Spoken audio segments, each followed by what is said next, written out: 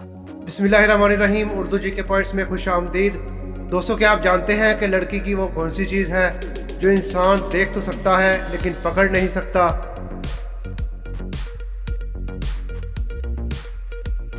जवाब है उसका साया।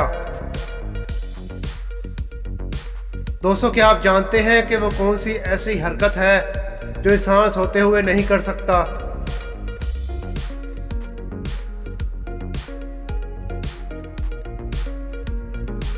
जवाब है पलक झपकना।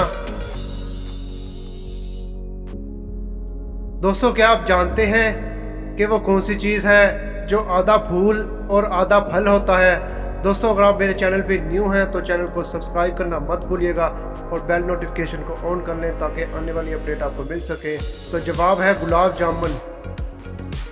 दोस्तों, क्या आप जानते हैं कि वो क्या है जो हमेशा चलता ही रहता है और अपनी जगह को नहीं छोड़ता?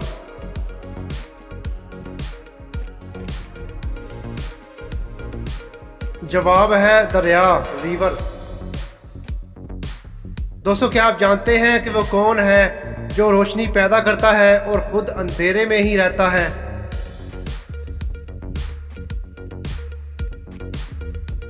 जवाब है चिराग। दोस्तों, कॉमन सेंस का सवाल है, पॉजिटिविटी से जवाब दीजिएगा। आधा जाता है तो दर्द होता है और पूरा जाता है तो मजा आता है।